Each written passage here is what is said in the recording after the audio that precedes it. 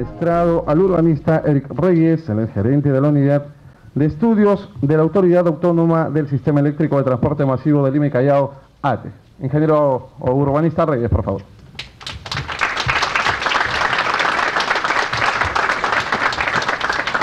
Buenas tardes con todos. En nombre del ingeniero Osvaldo Plasencia, quien se encuentra en ese instante en una reunión en el Ministerio de Transportes, quiero darle la bienvenida a todos ustedes, agradecer su participación y su interés en este proyecto que pretende revolucionar el desarrollo en la ciudad de Lima. La Autoridad Autónoma del Tren Eléctrico quiere iniciar hoy una serie de talleres, eventos, foros relacionados a el sistema metro. Este es el primero que vamos a ir desarrollando y tenemos ya en nuestra base de datos los nombres de ustedes y les vamos a ir avisando los próximos eventos que tengamos. Bien, no quiero robarles más su tiempo y te cedo la palabra, Robert.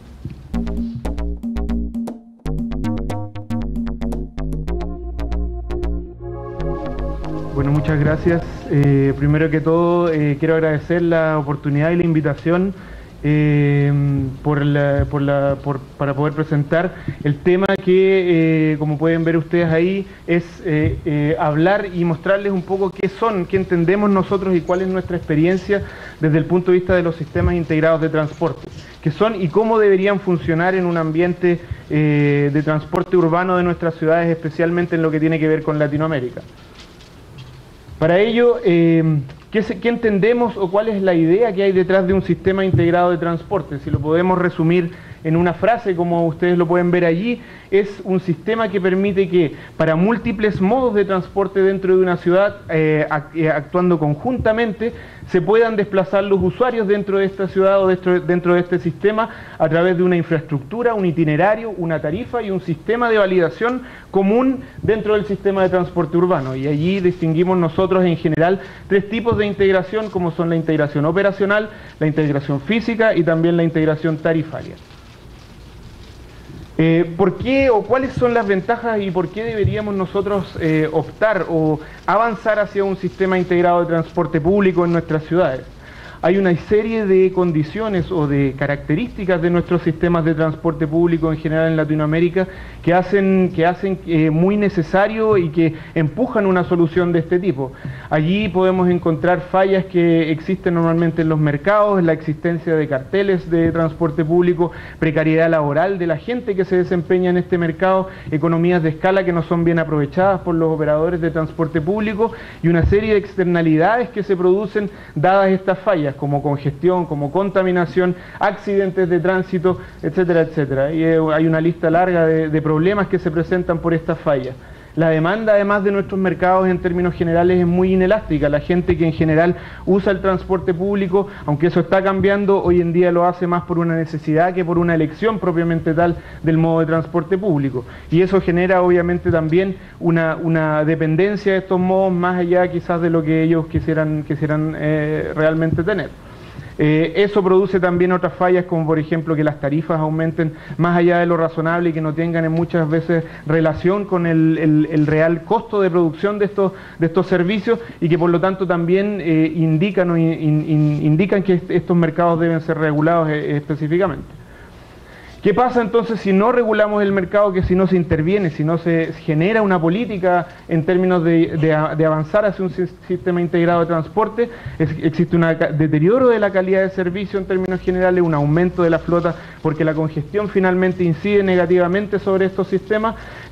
También a medida que el ingreso va aumentando existe una reducción en el uso de los buses y un desfinanciamiento de la industria por el problema que la congestión conlleva y el aumento de la flota.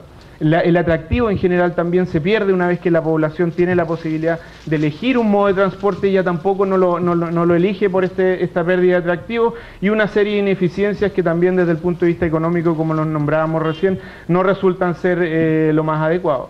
Ahí yo no sé si se puede cliquear la flecha que está ahí porque no sé cómo hacerlo desde acá. Solo quería mostrarle un poco que por qué un sistema finalmente, la flecha roja que está abajo, esa, por qué un sistema, no se cambió a la lámina, no sé, algo pasó con el, perdónenme, pero algo pasó con el link de esa lámina. ¿Podrías volver atrás? Tienes que subir bastante, yo te digo, es casi el principio. Ahí está.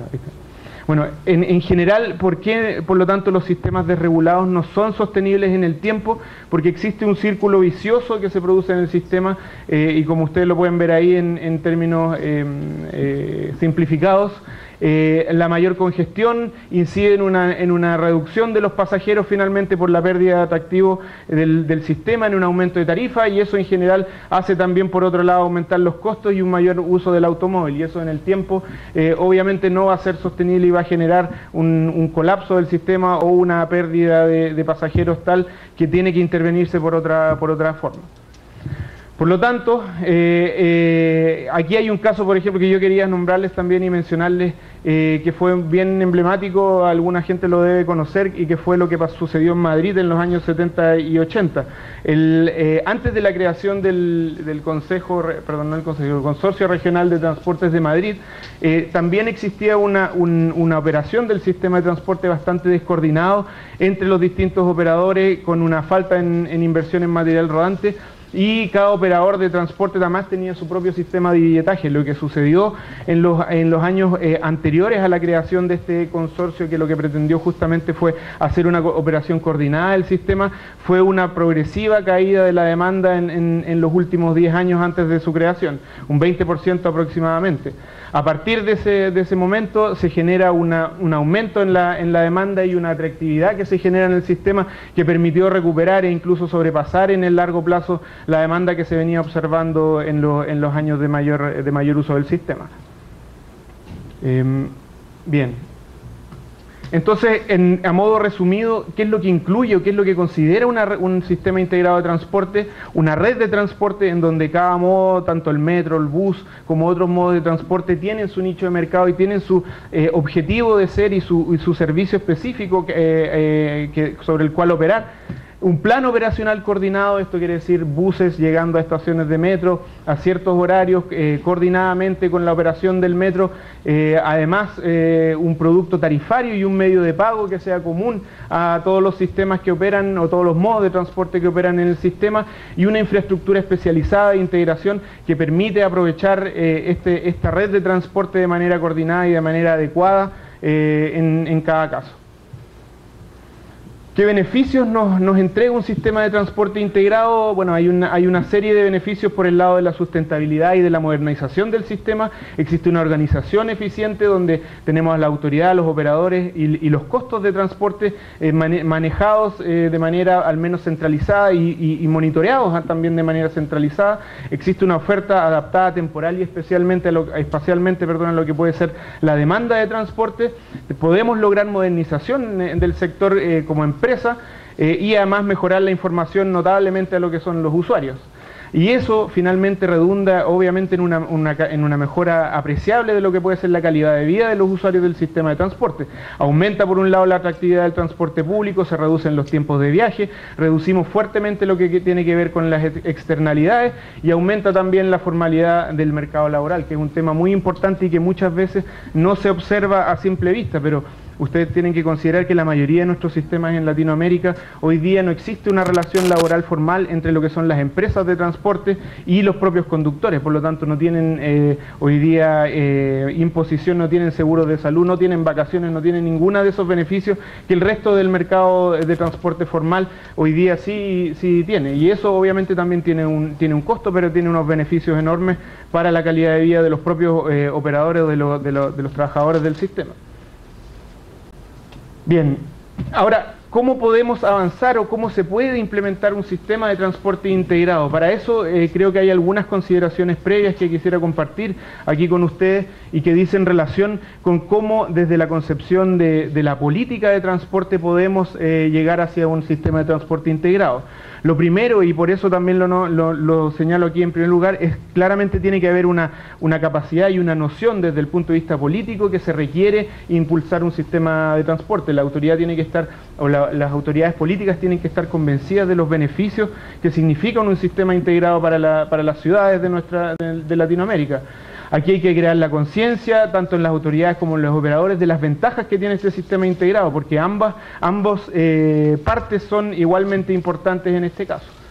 Posteriormente, si tenemos esa voluntad y esa conciencia política, lo que se debe realizar también es una política de transporte de largo plazo que permita definir el rol y además el desarrollo de cada uno de los mercados y modos de transporte público en el sistema. Es decir, en términos generales, definir cuáles son los lineamientos que se deben seguir para poder avanzar hacia sistemas integrados y recoger todos estos beneficios que estábamos planteando. Y en lo posible también complementar la implementación con reformas legales que nos permitan no tanto tener las factibilidades legales de llevar a cabo esta política, sino que también en muchos casos lograr el financiamiento, que también es un tema que se requiere especialmente en lo que tiene que ver con las infraestructuras de transporte, pero también en la modernización, por ejemplo, de la flota. Si podemos dividir la implementación de un sistema integrado de transporte, nosotros distinguimos principalmente tres fases: la fase política, que era la que explicábamos recién, una fase que le podemos llamar estratégica, en donde ya a nivel local existe una coordinación o existe una autoridad de transporte que permite, a partir del desarrollo de un plan integrado de transporte y estratégico, definir posteriormente las estratégicas de transporte público en tema de cómo se van a hacer las licitaciones, qué inversiones se requieren, cuáles son las etapas del plan, etcétera, etcétera.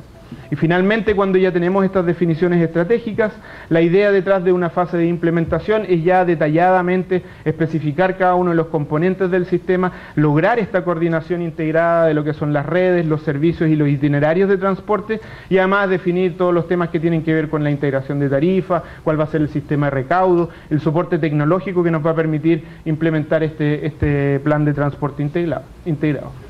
Si vemos un poco los diferentes actores y los roles que juegan, como lo veíamos en una primera fase política, tenemos la política de transporte definida por los distintos ministerios que están representados en los problemas de transporte. Ahí los típicos son Obras Públicas, Vivienda y Urbanismo, el Ministerio de Hacienda o de Economía, el Ministerio de Transporte, etcétera, etcétera, quienes definen una política de largo plazo de transporte que no solo tiene que ver con los sistemas de transporte, sino que muchas veces también con los sistemas de desarrollo urbano, es decir, dónde vamos a localizar los diferentes usos, dónde se van a localizar los centros, las habitaciones, etcétera, etcétera, porque es justamente el sistema urbano el que nos determina posteriormente cómo se va a generar la demanda por transporte.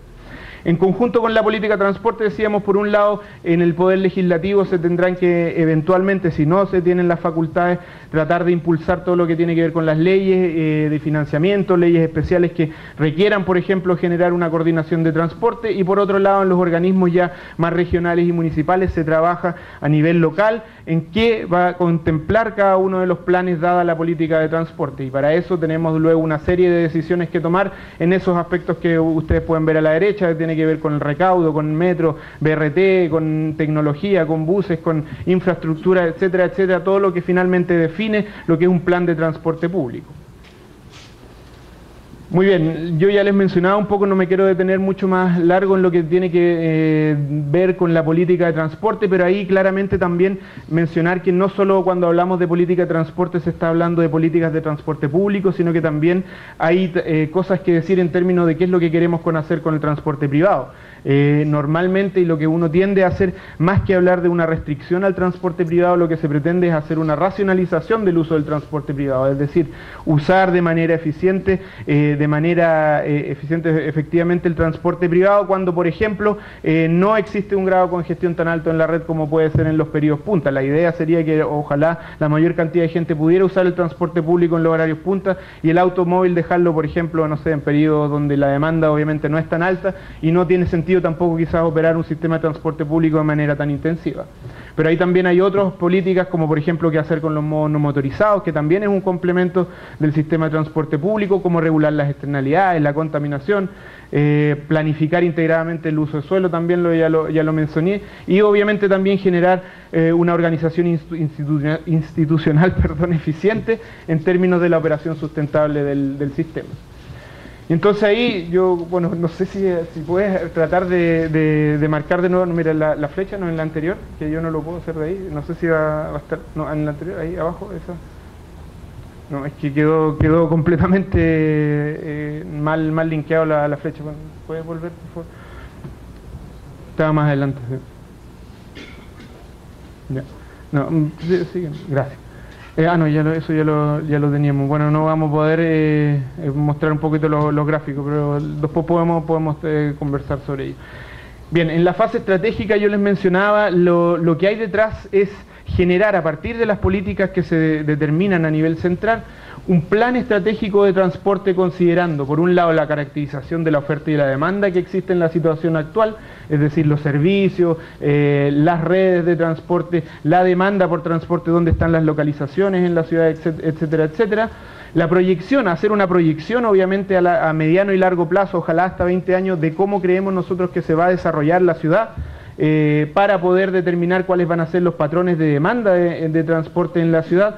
Y ahí, claro, hacer la salvedad que en general en Latinoamérica yo creo que también, a diferencia de lo que sucede por ejemplo en Europa, es bastante aventurado hacer estas proyecciones a 20 años, porque en general las ciudades aún en Latinoamérica crecen de una manera bastante más rápida y menos predecible de lo que sucede por ejemplo en sistemas como Europa, donde los crecimientos son mucho más lentos y por lo tanto es mucho más fácil, si uno quiere desde ese punto de vista, hacer una predicción de lo que va a suceder adelante. Pero en la medida de que tengamos la información y si queremos tener estos planes de largo plazo que nos rijan el desarrollo de la infraestructura en la ciudad, es necesario hacer estos planes, sin lugar a dudas. Esta proyección de la demanda también tiene que incluir obviamente los proyectos de transporte que ya estén decididos y que se vayan a implementar en los próximos años. A partir de eso nosotros podemos hacer un diagnóstico de la situación futura que se prevé para la ciudad y por lo tanto determinar hoy los puntos críticos que se prevé puedan existir en un periodo razonable de tiempo hacia adelante. A partir de este diagnóstico entonces nosotros ¿qué hacemos? Definimos una serie de alternativas de proyectos de transporte que permitan solucionar los problemas de la ciudad, que tiene que ver con proyectos de metro, proyectos de corredores de transporte público, BRT, proyectos viales que también solucionen estos problemas y algunas políticas que también nos determinan el desarrollo entonces en términos del sistema de transporte. Luego, lo normal y lo deseable sería poder hacer una simulación de los impactos que generan estas diferentes alternativas de transporte para finalmente definir cuál va a ser nuestro plan de transporte estratégico a futuro y con un cronograma de inversiones que nos permita servir de guía, pero que sin lugar a dudas debe ir revisándose en la medida que la ciudad se siga desarrollando. Por lo tanto, tiene una periodicidad clásica de 5 a 10 años estos planes de transporte. Esto nos permite, por lo tanto, tener una definición clara de hacia dónde queremos apuntar, qué proyectos queremos desarrollar y en la medida de lo posible luego ir implementando estos proyectos con el financiamiento necesario. Otras definiciones estratégicas, aparte de lo que es un plan de transporte urbano, como ya lo veíamos, son, por ejemplo, quién queremos que opere el sistema de transporte. ¿Vamos a tener nuevos operadores o vamos a usar a los actuales operadores? ¿Es un sistema que queremos operar de manera pública o de manera privada? Queremos apuntar a la empresarización del sector, que es lo más deseable. Para eso necesitamos una asistencia técnica para los empresarios. ¿Quién va a realizar el recaudo? ¿Quién va a hacer la instalación de la tecnología? ¿Qué tecnología usar? Las inversiones en infraestructura que vamos a hacer, las vamos a hacer desde el punto de vista público, las vamos a hacer desde el punto de vista privado o en concesiones. ¿Cómo va a ser implementado el sistema? En etapas, va a ser un Big Bang, cosa que no parece ser lo más recomendable después de nuestra experiencia en Santiago de Chile. ¿Va a haber una renovación de la flota o no? ¿Vamos a aplicar alguna política tarifaria especial? Etcétera, etcétera, etcétera. Hay una serie de aspectos que tienen que ser clarificados antes de poder implementar nuestro sistema integrado.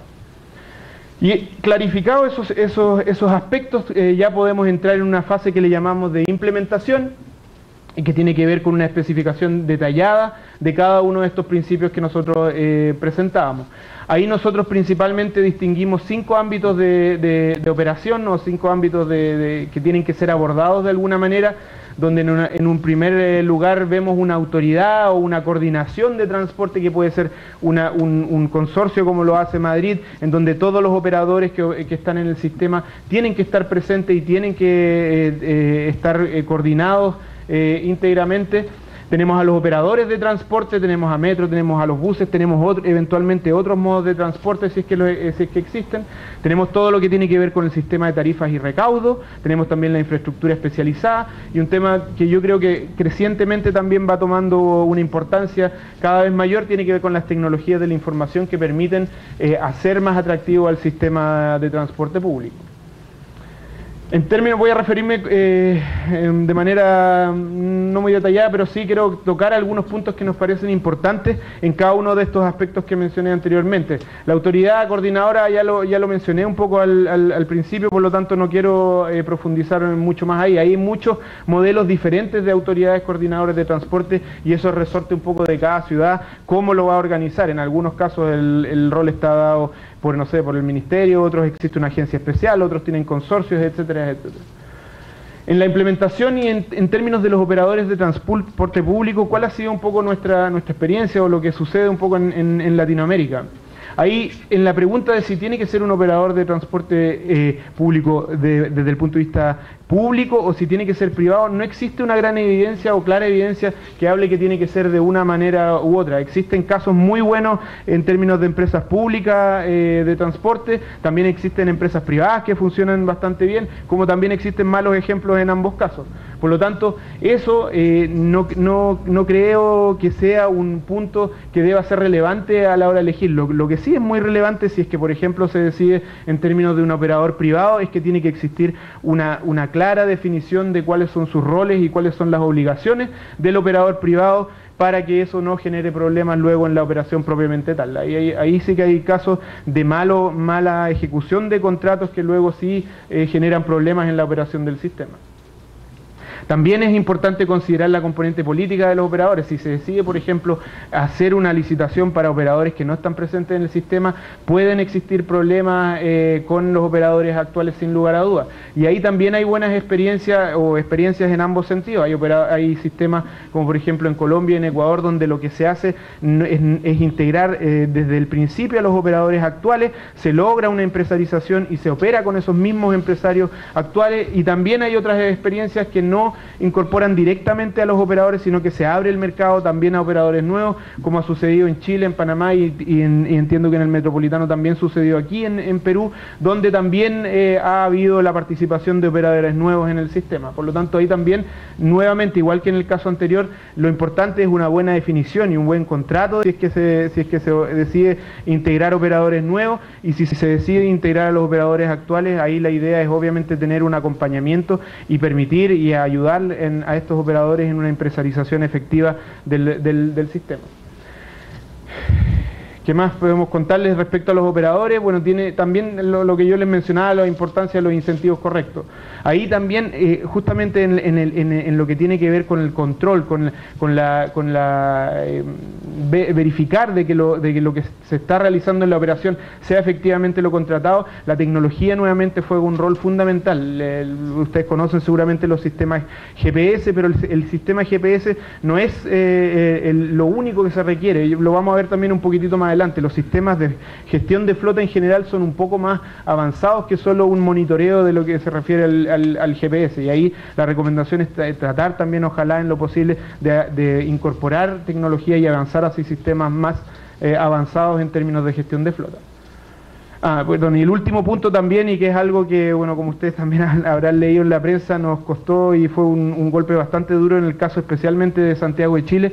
La recomendación ahí es, ojalá, hacer un cambio gradual hacia un sistema integrado de transporte y no un Big Bang o no un cambio de la noche a la mañana como lo que pasó en el caso de Santiago y que fue bastante traumático para la población.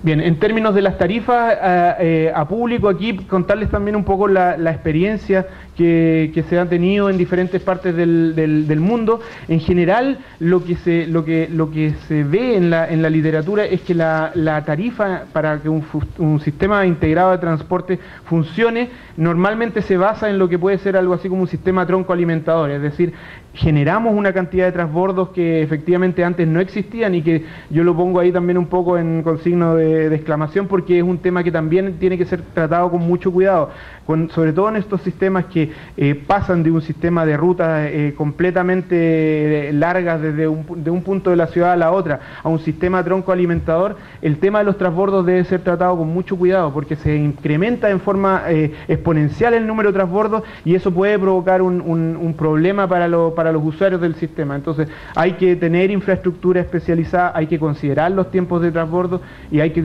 tener una coordinación efectiva entre los diferentes sistemas.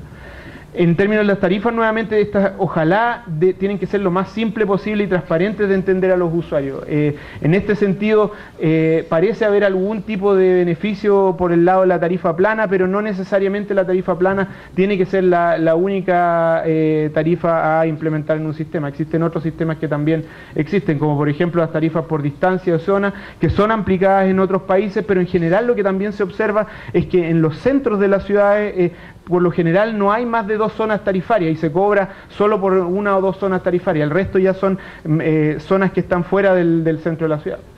También existen sus argumentos sociales en pro de la tarifa plana, eso también es un tema bastante importante de mencionar porque en general, especialmente también en nuestras ciudades latinoamericanas, son justamente los pobres los que viven en los sectores más alejados del centro de la ciudad y por lo tanto tarifas por distancia o tarifas por zona son a ellos a quien más impactan en general a la hora de implementar estos esquemas. Pero también yo lo mencionaba ahí, no necesariamente la tarifa plana es lo único a implementar porque también si existe una historia relevante dentro del sistema de transporte, la tarifa por distancia, la tarifa por zona puede ser también una vía a implementar. Yo entiendo que aquí también en Lima existen tarifas por distancia hoy día o por lo menos por zona. Y en algunas ciudades del resto de Latinoamérica también lo hay. En Santiago, por ejemplo, no, la tarifa es plana, pero en otras ciudades de Chile también existe tarifa en donde se cobra por zona. Bien, otro tema que me parece relevante también mencionar en términos de las tarifas es que, en general, la evidencia empírica también muestra, incluso en sistemas de Latinoamérica, que en general los sistemas integrados modernos, finalmente, aunque cueste un poco reconocerlo, yo creo, y también fue el caso de Santiago, en general van a requerir subsidios. Es muy difícil poder implementar estos sistemas integrados modernos sin la necesidad de subsidios. Uno podrá decir, uno va a Transmilenio y ve lo que sucede en Bogotá y dice, bueno, ellos no tienen subsidios. Pero hay que recordar que hoy día Transmilenio está funcionando en los ejes más importantes de transporte de la ciudad y el resto de la ciudad sigue funcionando con un sistema que no está integrado y por lo tanto hoy día las tasas de ocupación que tiene el sistema en donde funciona son sumamente altas y por eso ellos logran el autofinanciamiento. Pero hoy día con el sistema integrado de transporte que está implementando Colombia, si bien explícitamente no se ha hablado de él, mi opinión personal, y no sé si lo comparte la gente de Colombia, es que no van a ser capaces de seguir con el esquema de autofinanciamiento. Yo creo que lo más probable es que van a tener que requerir algún tipo de subsidio. Pero, y cuando hablamos también un poco de lo que la tarifa finalmente entonces debe pagar, si es que existe realmente la necesidad de subsidio, que bueno, también depende un poco de cada sistema, pero si existiera ese subsidio, normalmente este subsidio debería quizás ir a elementos que no tienen que ver, que tienen que ver, mejor dicho, con temas como la infraestructura, los corredores de transporte, las estaciones de intercambio, las inversiones en metro, son esos aspectos que quizás son lo que primordialmente debieran ser subsidiados. Si es que se requiriera en términos de la operación, es un tema que habrá que decidirlo en su momento. Quizás también la flota puede ser ahí un tema a subsidiar. Y bueno, lo que yo les mencionaba, ¿por qué en Latinoamérica en general el sistema ha funcionado sin subsidios? Porque bueno, el costo del trabajo en general es mucho menor que en otros sistemas como lo es Europa. Los vehículos también son vehículos que tienen un estándar bastante más bajo que otros tipos de sistemas, y los factores de ocupación, el hacinamiento, hacen que en general no haya sido necesario el subsidio. Pero estos aspectos en Latinoamérica también están cambiando, y si queremos un sistema de transporte moderno, lo más probable es que efectivamente con mayor razón tengan que cambiar. Bien, los abonos también es un sistema, un tema que en muchos países se implementan y tiene ventajas en términos del aumento de la demanda, pero hay que tener cuidado con los abonos porque efectivamente el costo marginal de cada viaje adicional es cero, por lo tanto puede producir un sobreuso del sistema de transporte, y eso a la larga podría generar un aumento del costo de la provisión del servicio. Por lo tanto, los abonos hay que mirarlos con un poco de detenimiento si es que se quieren efectivamente implementar. En resumen, si hablamos de las tarifas, como una recomendación o como algo que hemos internalizado, es que ojalá las tarifas en general sean integradas entre los diferentes modos y lo más simple posible. Tarifas diferenciadas por punta y fuera punta parecen ser razonables. Tarifa plana presenta al parecer mayores ventajas de lo que podría ser una tarifa por distancia. Los abonos de transporte no es una respuesta totalmente cerrada. Y hay una justificación económica en términos de las externalidades que generan menores a lo que es el transporte privado en términos de recibir subsidios. En términos del sistema de recaudo, nosotros creemos, y también en la experiencia que muestran un poco los sistemas en Latinoamérica, que el medio de pago electrónico parece ser el mejor medio dentro de los que en general existen, porque tiene una serie de ventajas que, por ejemplo, reduce los riesgos de robo, genera más información valiosa y oportuna para hacer gestión de la oferta en el sistema, no presenta grandes problemas de implementación, esto a pesar de lo que yo les contaba de los problemas que tuvo, por ejemplo, en Santiago el Big Bang o la gran transformación. En general el sistema de pago fue lo que mejor se valoró por parte de los usuarios una vez implementado, y además tenemos un tema que en general no existe un alto fraude producto del uso de las tarjetas, salvo por ejemplo el uso de beneficios como lo que pagan los estudiantes en tarifa rebajada y que lo use otra persona, que eso sí puede ser un fraude indirecto en el sistema. El sistema único nosotros además creemos que es un tema que también fomenta y mejora la atractividad del sistema, y que además es el fundamento de la integración para poder usarlo en diferentes modos. No hay una tendencia clara entre si esto debe ser manejado del sector público o del sector privado, pero sí hay dos casos que creo que son dignos de destacar, en donde se han generado algunos problemas. Bogotá hoy día está operando con dos operadores privados de recaudo y tiene grandes problemas para poder integrar esos dos sistemas, y en Santiago acaba de traspasársele a Metro de Santiago la operación del sistema de recaudo, producto de los problemas que también se tuvo con el operador privado en este caso. Hay variadas tecnologías, pero obviamente si uno quiere decidir por una tecnología o la otra, tiene que tener claro desde un principio cuáles son las necesidades que tendrá el sistema y qué tipo de tarifa queremos implementar hoy día, y ojalá poder visualizar eso también a futuro. Bien, los dos últimos puntos que quería tocarles es un poco respecto a la infraestructura. La infraestructura, yo les comentaba que si se implementan sistemas integrados de transporte resultan ser indispensables para la buena operación. Aquí cuando hablamos de infraestructura hablamos de servicios en sitio propio, como lo que son infraestructuras costosas de metro, BRT, que son un poco más altas de lo que tiene que ver, por ejemplo, con una segregación parcial de las vías, o estaciones de intercambio modal, o terminales, depósitos, paradas en diferentes lugares de la ciudad, paraderos de transferencia que yo les comentaba que en el caso de transbordo resultan ser sumamente importantes de considerar. Y en términos del financiamiento, como yo les mencionaba, lo más razonable resulta ser que ojalá esto no fuera cargado a la tarifa, que también fue un error que se cometió al principio en el sistema al menos de Santiago, donde se pretendió cubrir la infraestructura con tarifa, lo cual también llevó un déficit. Y en términos de si puede ser concesionado o no existen tampoco antecedentes muy claros. Incluso pareciera ser bastante conveniente de concesionar a privados, porque ellos pueden también hacer la mantención de esta infraestructura, y vía un canon que se le puede pagar año a año, por ejemplo, se puede lograr un adecuado nivel de funcionamiento.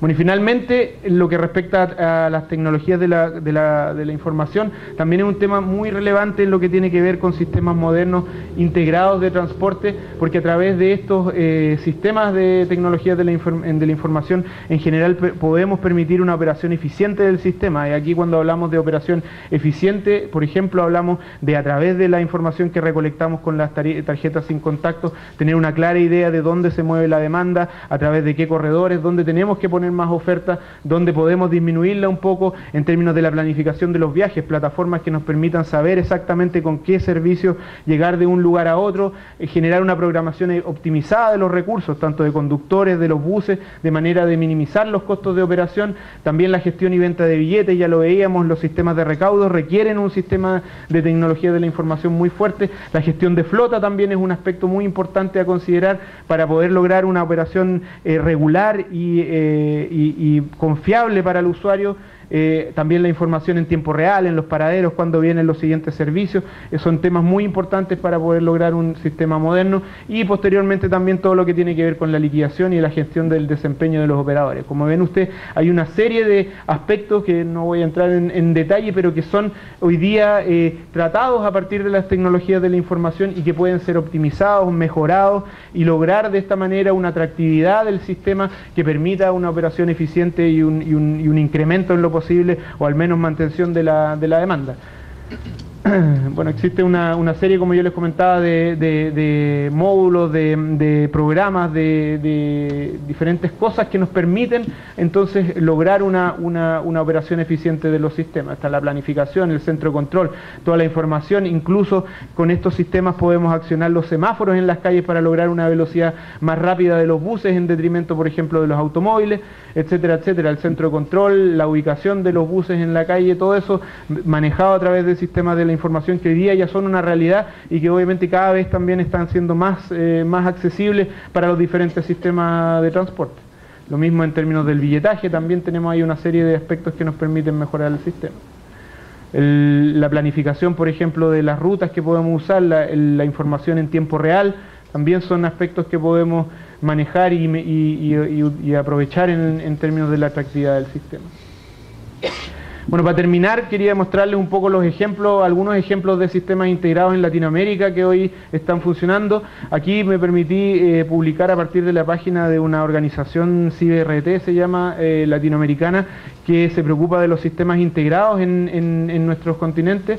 ¿Qué sistemas hoy en día son considerados integrados ya sea en Norteamérica o en Sudamérica? En México tenemos un par de sistemas como Guadalajara, León y la Ciudad de México. Está Guatemala también. En Colombia yo creo que es donde más desarrollo quizás existe en este ámbito. Ahí Bogotá, Cali, Bucaramanga, creo, Medellín, Pereira tienen sistemas hoy día también que son considerados también sistemas integrados. En el caso del Perú, por ejemplo, en este caso se habla del Metropolitano y Arequipa, los dos sistemas que entiendo que tienen distinto grado de desarrollo. En Santiago también tenemos Transantiago, y por el lado de Brasil también existen un par de sistemas como Sao Paulo, Belo Horizonte, Goiânia, y no me recuerdo el último que está ahí también, Río puede ser el otro, y Asunción también está considerado con su línea de BRT. Ahora, lo que sí hay que mencionar que estos sistemas en general tienen bastante disímil grado de avance. Hay sistemas como por ejemplo Medellín, que hoy día tiene una línea de metro y tiene un par de servicios integrados, en este caso eran 7, pero que no ha logrado integrar todos los servicios de buses de la ciudad a su sistema troncal de metro. En el caso de Transmilenio también conocen seguramente la historia. Hoy día Transmilenio tiene alrededor de 9 o 10 ejes de transporte público relativamente importantes, pero no tiene metro, y solamente en los extremos están integrados ciertas rutas alimentadoras, pero el resto de la ciudad, y que es más de la mitad de la demanda de transporte de la ciudad, no está integrado en un sistema y funciona como funciona en el resto de las ciudades que no tienen estos sistemas. En Cali, yo creo que el grado de avance que tiene Cali, incluso me atrevería a decir que es un poco más que Bogotá. Ellos no tienen todavía toda la ciudad integrada, pero sí tienen una cobertura bastante mayor. Incluso están incorporando sistemas como el Metrocable de Medellín, en este caso es Mío Cable, que también llega a ciertas partes que son de difícil acceso con bus.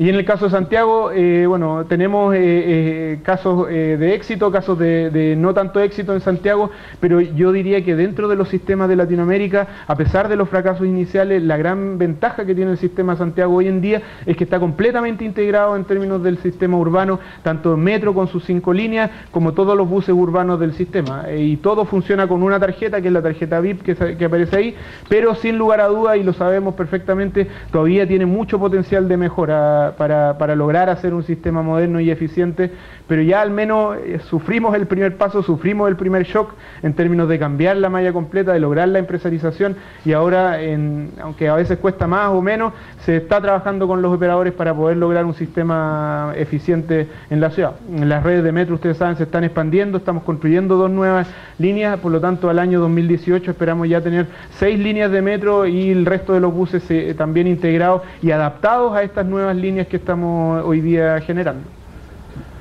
Bueno, y eso era lo que yo quería presentarles. Me faltaron algunas láminas que desgraciadamente me falló la tecnología de la información, pero bueno, eso era en buenos rasgos. Si hay alguna pregunta, no sé si va a hacer ahora o después. Okay, después. Muchas gracias.